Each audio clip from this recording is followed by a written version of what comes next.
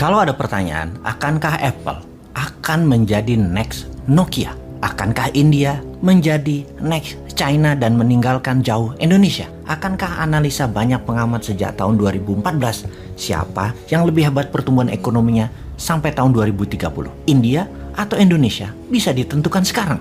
Pertanyaan berikutnya, apa itu Bilderberg Group? Apakah mereka yang sesungguhnya mengendalikan New World Order? Lalu pertanyaan, apa buktinya Amerika ekonominya terburuk saat ini dalam 30 tahun terakhir dan akan membuat dunia menjadi depresi?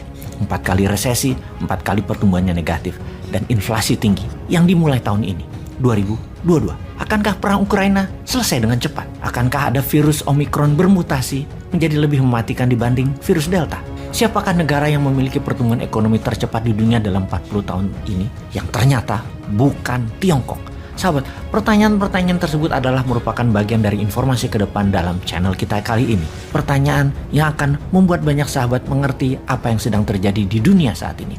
Informasi di media Bosman tidak menggunakan informasi dari media barat pro Amerika Sekutu dan NATO. Propaganda mereka tidak akan ada tempat di sini. Walau media di tanah air semuanya berkiblat ke barat, media kita adalah media resilient, media penyeimbang informasi barat, tidak termakan propaganda barat, pastinya juga anti pada propaganda Tiongkok. Tujuan kita yang utama adalah kita akan menyetop pembodohan dan pembenaran informasi yang dilakukan media mainstream yang juga membuat semakin memahami geopolitik dunia secara fakta. Kita mulai dengan informasi bagaimana pembuat vaksin mendapat keuntungan dari booster dan obat-obat lainnya. Sebuah fakta saat ini adalah Moderna dan Pfizer.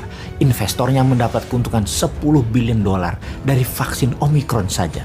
Bayangkan, dalam waktu sekejap, hanya dalam 6 bulan di akhir tahun 2021 hingga awal semester pertama 2022, 100 negara terpapar Omicron dan total 10 jutaan orang terpapar Omicron. Dunia berharap pandemi berakhir di tahun 2022 ini dan sepertinya kita harus mengatakan rasanya tidak mungkin. Saya akan menjelaskan kenapa. Jawabannya, Big Pharma atau perusahaan farmasi besar dunia tidak menginginkannya. Mereka adalah penjual obat. Mereka bukan pejuang kesehatan. Penjual obat ingin obatnya laku. Pejuang kesehatan ingin masyarakat sembuh dan selalu sehat.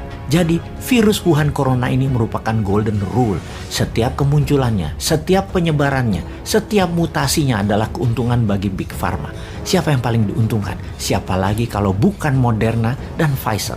Bernie Sanders, mantan calon presiden Amerika dari Partai Demokrat, berkali-kali mengatakan melalui tweetannya di Twitter, Moderna dan Pfizer, para investornya memperoleh keuntungan dari saham kedua perusahaan tersebut senilai 10 billion dolar hanya dari berita meningkatnya sebaran Omicron di akhir tahun 2021. Sudah saatnya perusahaan farmasi besar itu membagikan keuntungannya buat masyarakat dan mulailah mengontrol ketamakan kalian. Enough is enough. Apa maksud perkataan Bernie Sanders ini? Maksudnya adalah, bayangkan di tahun 2020 Moderna misalnya sahamnya adalah perusahaan yang merugi.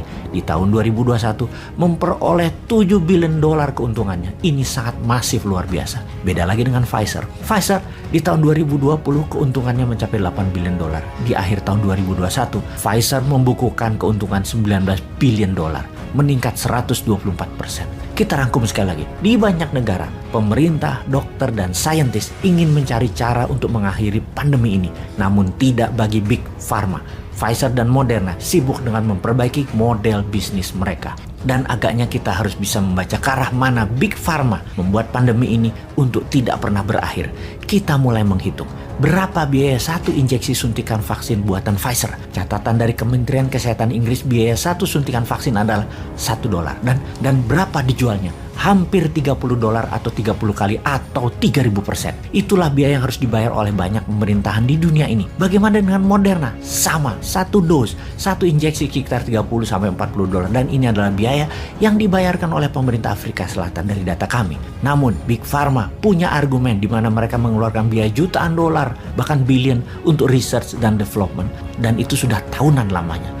Namun itu bullshitnya mereka. Ingat, Moderna dan Pfizer keduanya mendapat insentif dari pemerintah Amerika. Moderna mendapatkan biaya 2,8 billion dolar dari uang pajak negara Amerika. APBN itu istilah Amerika adalah tax money. Pfizer juga sama, memperoleh 2 billion dolar. dari pemerintah Amerika. Jadi Moderna dan Pfizer dapat subsidi dari pemerintah Amerika namun tetap bisa menentukan harga jual sendiri. Mereka juga menjual dengan harga berbeda ke negara yang berbeda dengan maksud berbeda tentunya. Vaksin adalah tool. Vaksin adalah senjata penekan. Kita harus perjelas dalam hal ini. Big Pharma akan selalu membuat kendali atas virus-virus tersebut. Benarkah begitu? Bukan virusnya yang mereka kendalikan, namun vaksinnya mereka mengendalikan. Suplai vaksinnya mereka kendalikan dengan membuat keterbatasan hingga sekarang. Negara-negara Eropa bahkan harus membeli lebih mahal lagi sejak awal 2022 ini. Sekarang kita bicara booster. Lihat kesaktian Big Pharma sebagai pembuat vaksin ini. Mereka bisa memaksa sebuah pemerintahan dan membatasi jumlah barang dijatah di setiap negara tersebut. Big Pharma bisa memblackmail sebuah pemerintahan, bahkan pemimpin Moderna mengancam akan menaikkan harga hingga $170 per dos injeksi atau 170 kali dari harga produksi. Apa yang terjadi kalau booster ini adalah diwajibkan setiap tahunnya? Sungguh, Big Pharma ini tidak boleh mengendalikan harga atas nama kemanusiaan yang adil dan beradab. Sayangnya, mereka bukan Pancasilais.